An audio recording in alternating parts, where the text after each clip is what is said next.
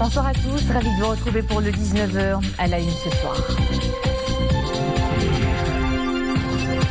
3209 nouveaux cas de contamination au coronavirus, 2 nouveaux décès et 43 rémissions. C'est le nouveau bilan ces dernières 24 heures. Nous aurons en direct notre envoyé spécial au siège du ministère de la Santé.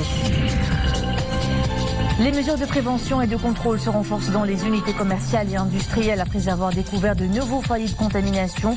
Nous irons à Tanger à la découverte de ces mesures dans 2 unités de confection de textiles et d'aluminium.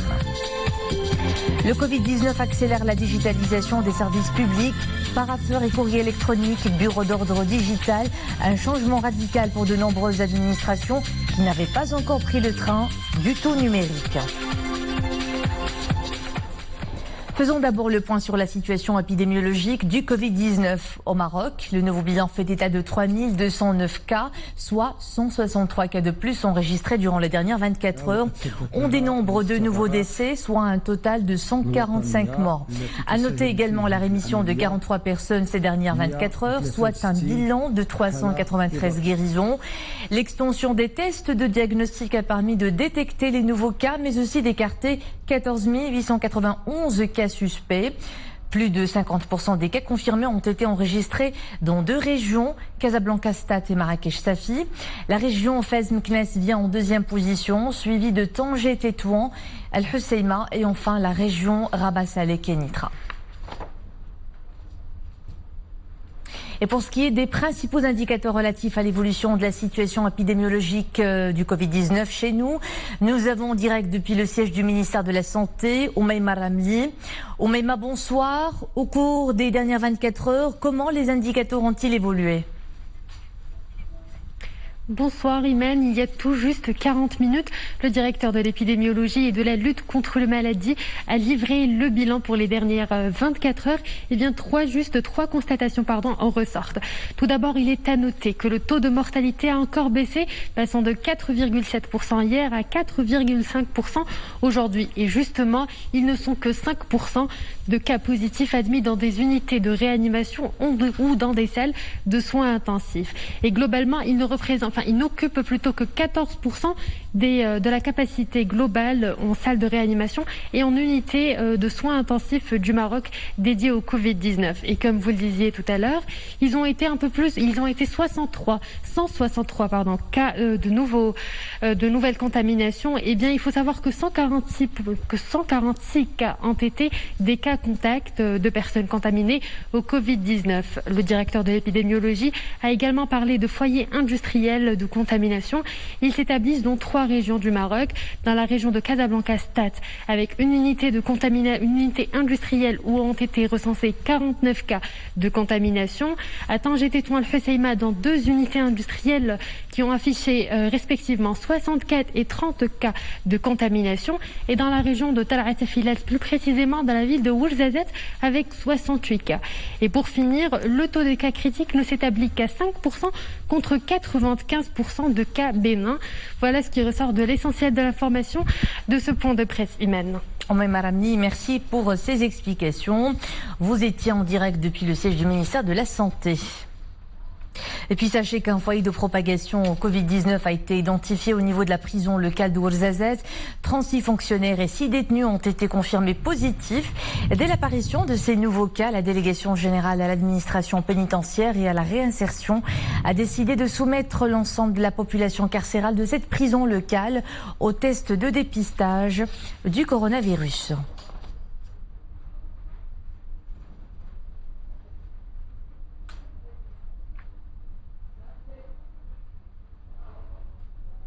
Nous vous proposons à présent le regard porté sur l'évolution de la situation épidémiologique par un grand scientifique marocain nommé fin 2018 parmi le top 50 des leaders mondiaux de la santé par l'organisation Smart Healthcare.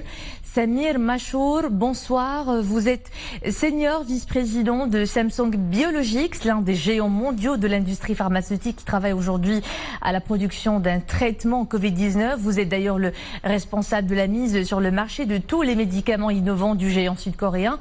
Nous y reviendrons dans un instant, mais d'abord, vous suivez évidemment en tant que Marocain l'évolution de la situation épidémiologique dans le pays. Quel regard portez-vous sur cette évolution ?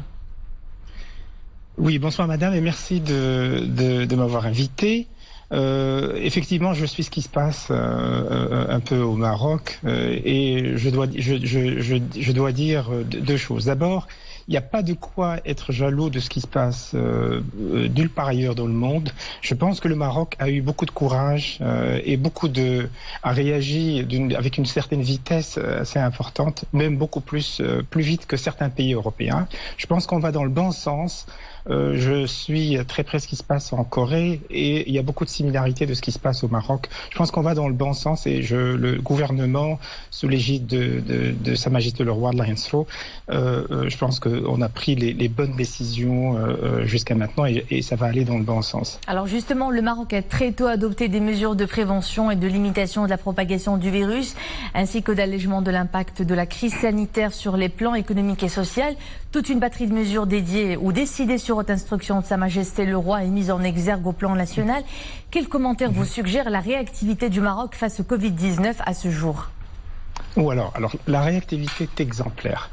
On en parle d'ailleurs avec des collègues coréens sur place qui suivent effectivement ce qui se passe sur place au Maroc.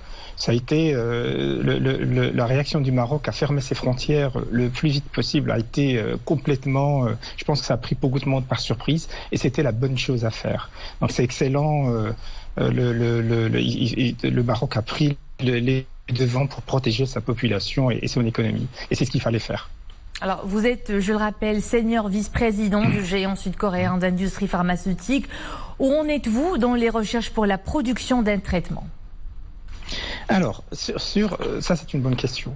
Alors, sur les traitements, il y a deux sortes de traitements. Il y a effectivement, il y a les vaccins et puis il faut pas se tromper. Hein. Le Covid est un virus. Le vrai et le seul traitement pour le Covid sur le long terme, pour toute la population mondiale, c'est un vaccin. Ceci dit, le vaccin prend du temps, c'est pas quelque chose qu'on pourrait développer du jour au lendemain.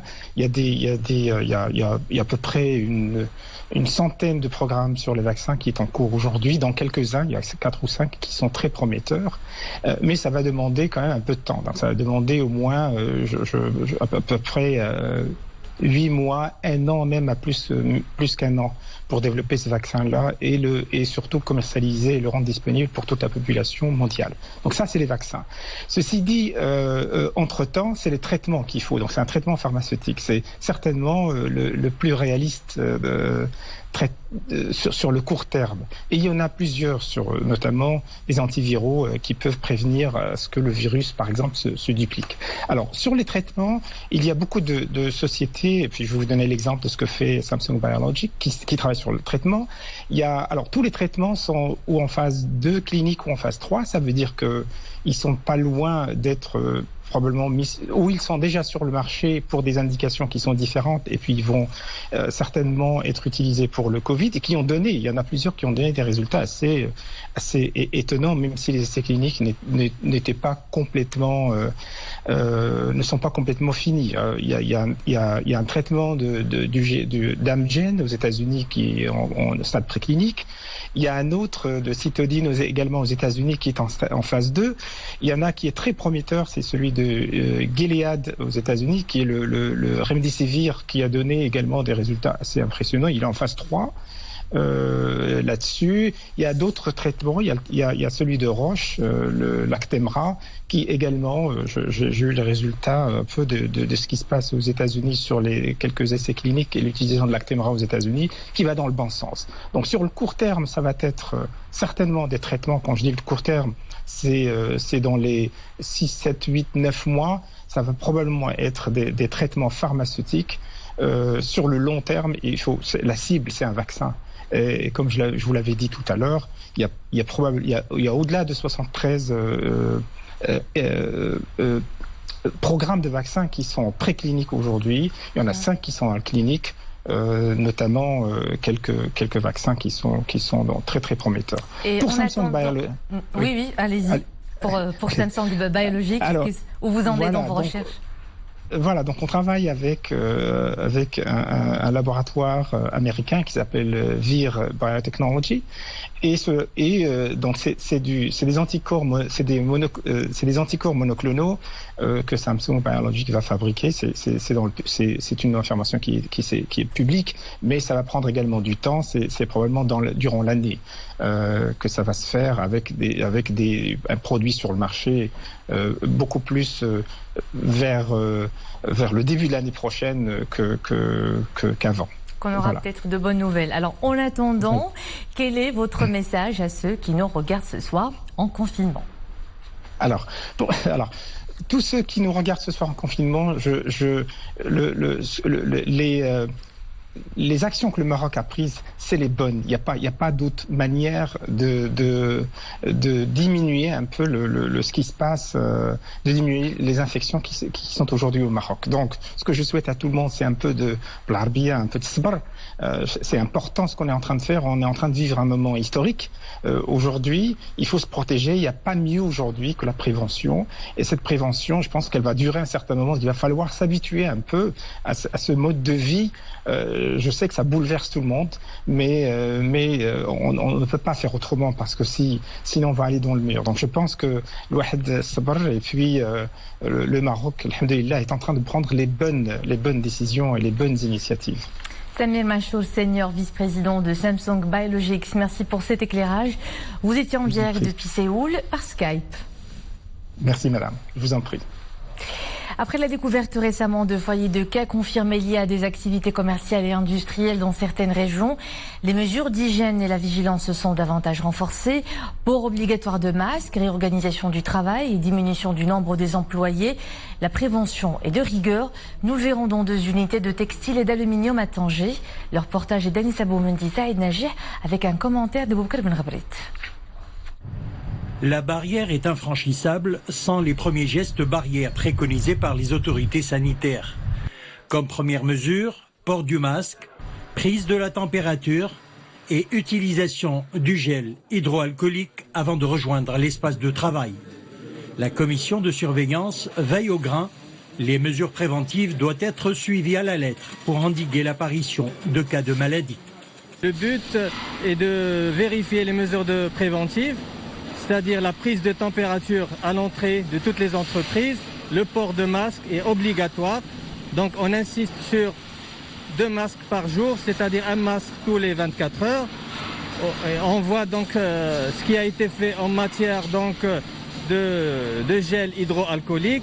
On insiste sur donc, la désinfection, la disponibilité des gels hydroalcooliques, la distance entre les salariés, une distance de 1,5 mètre à 2 mètres.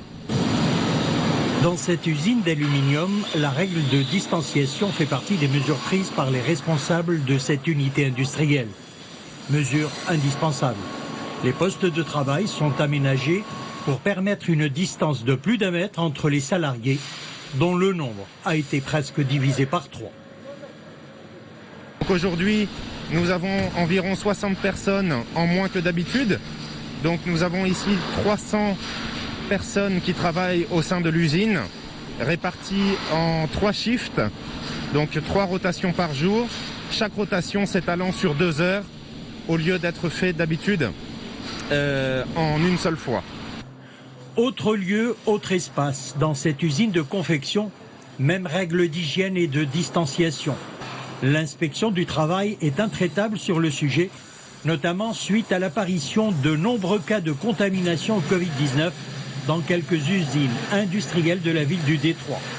En cas de suspicion, il faut vite réagir. Au cas où une personne présente des signes de la maladie, nous contactons le 141. Une fois sur place, l'équipe médicale du ministère de la Santé isole la personne ainsi que les autres personnes qui étaient en contact. Les analyses au laboratoire seront ainsi effectuées pour la confirmation ou non de la maladie.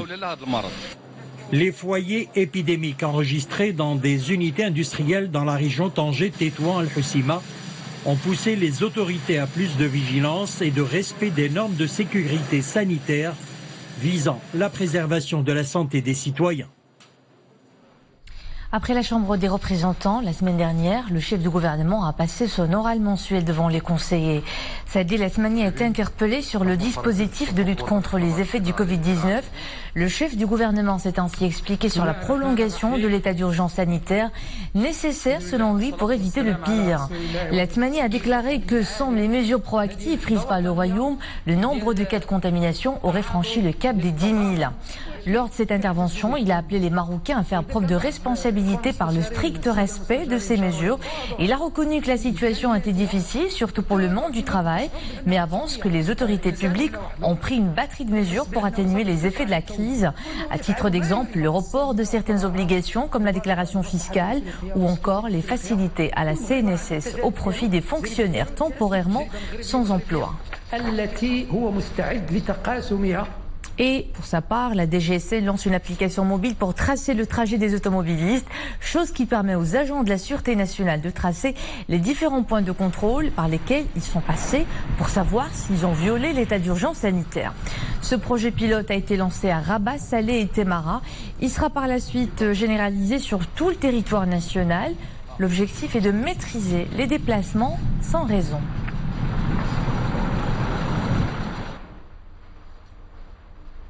Le confinement engendre un bel élan de solidarité partout dans nos régions. Les actions bénévoles sont légion pour venir en aide à ceux qui se trouvent en situation de vulnérabilité, comme les personnes souffrant de maladies chroniques. À Fès, l'association L'Amal s'invite chez des patients atteints de diabète en mobilisant des équipes de médecins et infirmiers pour suivre leur état de santé. Mustafa Zahiri, Mounia Marouche. Chaque fois que l'association reçoit un appel d'urgence, elle mobilise rapidement une équipe soignante prête à partir au chevet des malades. Aujourd'hui, il s'agit d'un patient diabétique qui ne sent pas très bien. Une fois l'alerte est lancée, l'équipe d'intervention s'organise et s'assure que tout est en règle avant de rejoindre le domicile du patient.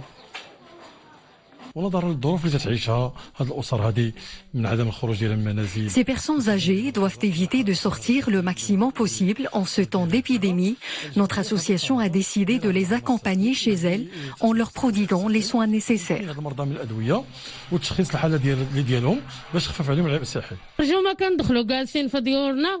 Nous sommes confinés chez nous, mon mari est diabétique et son état de santé n'est pas stable.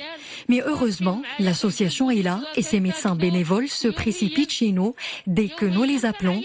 Leur soutien nous est très précieux et même vital pour mon conjoint. Avant de commencer son protocole de diagnostic, ce staff médical redouble de vigilance et multiplie les précautions, notamment face à ce patient diabétique, très vulnérable face au coronavirus. Nous examinons le malade, nous mesurons sa température et sa tension artérielle et nous lui expliquons les gestes barrières qu'il doit adopter pour se protéger du virus, notamment la manière correcte de porter un masque de protection. Les personnes diabétiques sont des personnes à risque face au Covid-19. Ils doivent contrôler régulièrement leur glycémie et faire preuve d'une vigilance accrue, même au sein de leur foyer familial. En temps de confinement, la digitalisation des services est plus que jamais des plus requises. Les services publics en tête qui optent pour le télétravail et la numérisation des procédures administratives les plus usitées avec les employés et les citoyens. À elle seule, la plateforme Idarati regroupe plus de 350 services publics accessibles sur votre smartphone et autres gadgets électroniques. Reportage Amin Sharqami, Nawal Gourari, Oumé Marami. Besoin d'un document administratif ? Désormais, ce n'est plus nécessaire de vous déplacer. En cette période de crise sanitaire, c'est toute l'administration publique avec ses services qui s'invitent chez vous en un simple clic. En cette période de crise sanitaire, nous œuvrons à la dématérialisation de l'ensemble des services publics de l'État. Et ce, en application de la circulaire du ministère de l'Économie et des Finances. Tous les services publics qui nécessitaient que les citoyens et les représentants des entreprises se déplacent seront dématérialisés et accessibles sur le site Idarati. Le citoyen va demander son service administratif ou bien son document à distance et c'est à la charge de l'administration de constituer le dossier. Bien sûr, ça nécessite un prérequis qui est un identifiant unique, des registres nationaux et tout ça, on va le trouver dans ce projet de loi. Sont également concernés par ce processus de digitalisation l'ensemble des administrations publiques. Les parapheurs cèdent leur place aux documents virtuels. Suite aux circulaires du Monsieur le ministre de l'économie et des finances, qui a incité tous les départements ministériels et les établissements publics d'utiliser ce système de bureau d'ordre virtuel, on a interfacé notre système de gestion de courrier avec le bureau d'ordre virtuel pour utiliser ce système pour envoyer nos correspondances et recevoir les correspondances entre les différentes administrations.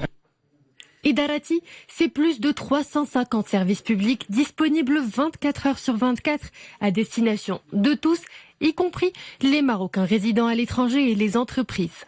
Avec plus de 700 procédures administratives, le site répondra à l'ensemble des requêtes des usagers dans un délai n'excédant pas 3 jours. Bouillonnant depuis toujours, Casablanca est aujourd'hui inanimé. État d'urgence sanitaire oblige. Ses habitants ont déserté les boulevards et les artères. La métropole s'est arrêtée momentanément pour mieux rebondir une fois le Covid-19 vaincu. Je vous invite à suivre des images saisissantes. Casa vue du ciel, à suivre avec Brahim Ardim, Madish Taibi, Wafad Kali et avec la voix et le récit de Nesrine Star.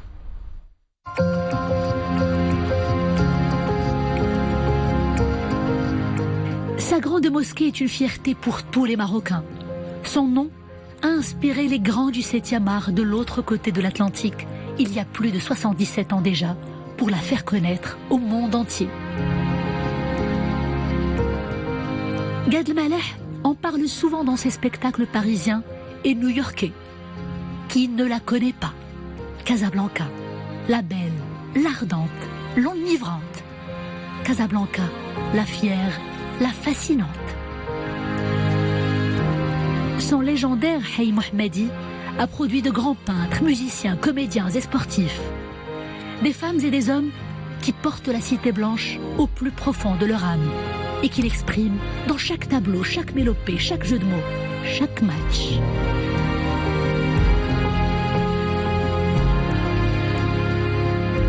Casablanca est un tout-monde où tout se créolise, où les êtres cohabitent gaiement, s'aiment et célèbrent avec ferveur et à leur manière la beauté de leur ville chérie. Casablanca laisse aussi ses portes grandes ouvertes aux étrangers, forcément. Elle est généreuse, hospitalière et surtout très attachante. Elle tisse à jamais des liens singuliers avec ses fils adoptifs. Un amour obsessionnel qu'il ne cesse d'exprimer fièrement.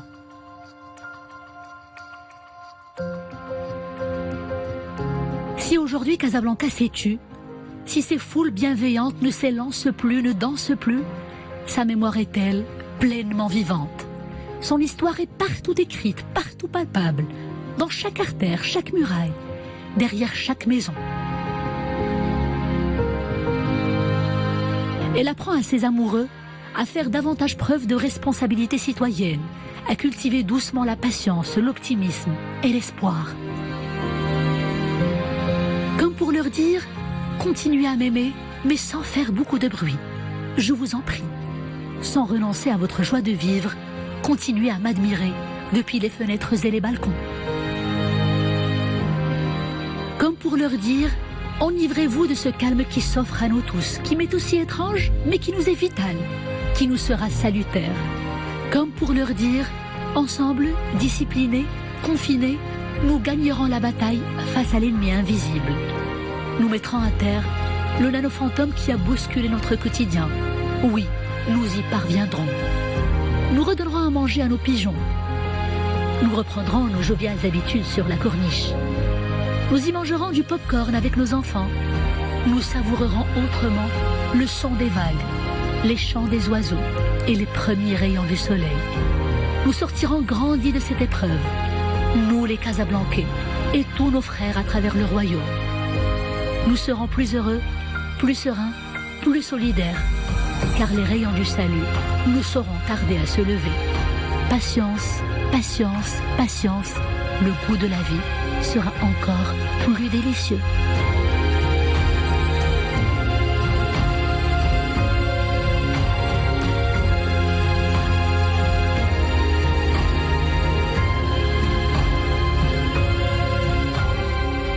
Sur ces images pleines de poésie, on se quitte. L'info est de retour à 21h ce soir avec Mohamed Reda El Abidi. Prenez soin de vous, restez chez vous. À demain.